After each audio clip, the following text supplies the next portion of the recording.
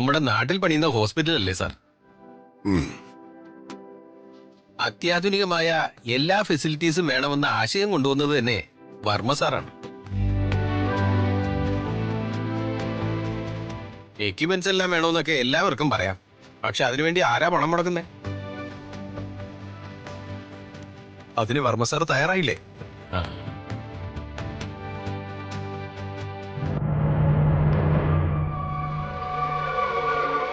രൂപ 1 2 അല്ല, 50 ലക്ഷമാ sir donation ആയിട്ട് തരുന്നത്.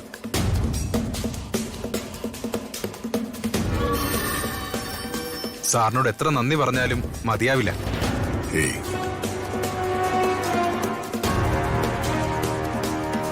ഇവന് വട്ടാണോ 50 ലക്ഷം രൂപയൊക്കെ കൊടുക്കാൻ?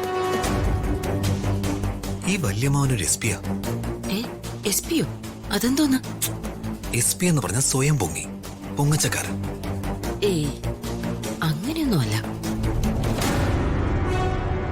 എന്നാലും ഇതൊരു കടുങ്കയ്യ. 50 ലക്ഷം എന്നൊക്കെ പറഞ്ഞ ഞാൻ തരുന്ന തുക എന്റെ കുടുംബവകയാ. ഈ ഹോസ്പിറ്റൽ നാട്ടുകാർക്ക് പ്രയോജനപ്പെടണം. സാറേ, ഇവരൊക്കെയാണ് സാമൂഹ്യ പ്രതിബദ്ധതയുള്ള രാഷ്ട്രീയക്കാര്. പൊതുജനങ്ങളോടുള്ള ഇവരുടെ കമ്മിറ്റ്മെന്റ് ആണ് ഇതൊക്കെ. അല്ല, ശേഖര സാർ എന്താ മിണ്ടായിരിക്കുന്നേ? അത് ഏട്ടനോടുള്ള റെസ്പെക്ട് ഉണ്ടാ, മനസ്സിലായില്ലേ?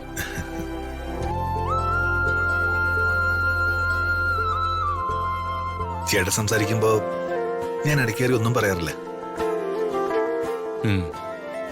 ഏട്ടൻ ചെയ്യുന്ന ശരികളിലൊക്കെ അഭിമാനിക്കാറേ ഉള്ളൂ.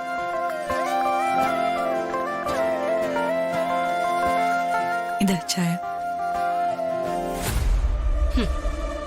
ഓ, അവതരിച്ചു വീട്ടിലെ വിളക്ക്. ഈ വീട്ടിൽ കയറി വരുന്ന എല്ലാ അലവലാദികൾക്കും ചായ. കുടുംബഭരണം ഇവർക്കാണ് തെളിയിക്കാനുള്ള അടവായത്. കുടുംബഭരണം ഇവൾക്കോ? ഈ കുടുംബം ഭരിക്കുന്നതേ ഞാനാ.